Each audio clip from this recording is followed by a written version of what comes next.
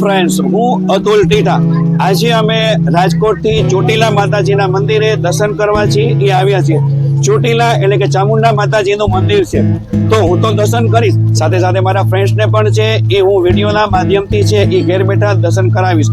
જો તમને આ મારો વિડીયો ગમે તો લાઈક કરજો, શેર કરજો અને સબસ્ક્રાઇબ કરજો. અને ખાસ કોમેન્ટની અંદર છે કે જય ચામુંડા માતાજી લખવાનું ભૂલતા નહીં. Thank you so much.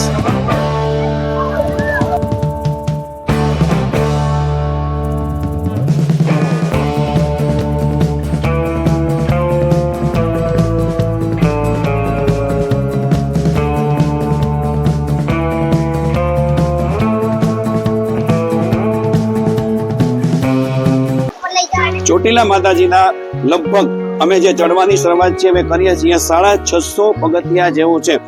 Almost 30 મિનિટથી લઈ અને પોણા કલાક જેવો સમય છે એ થશે.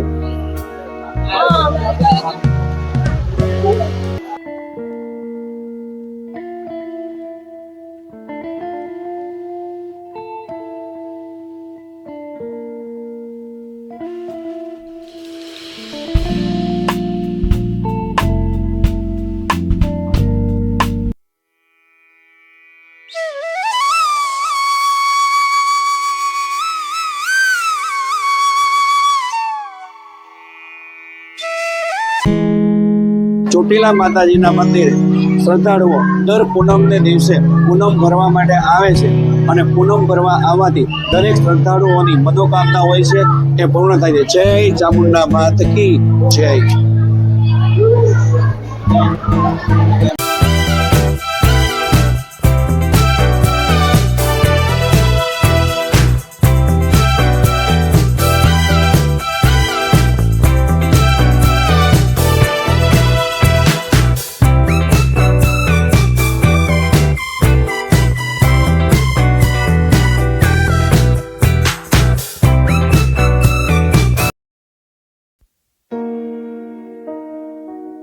અહીં મંદિરમાં દર્શન કરી અને પૂજારી પાસેથી એ જાણવા મળેલું છે કે અહીં શ્રદ્ધાળુઓ તેમજ રાતના પૂજારી પણ અહીં કોઈને રોકાવાની છે એ મનાઈ હોય છે. એટલા માટે કઈ માતાની પાસે છે એ રાત્રે સિંહની છે એ હાજરી હોય છે.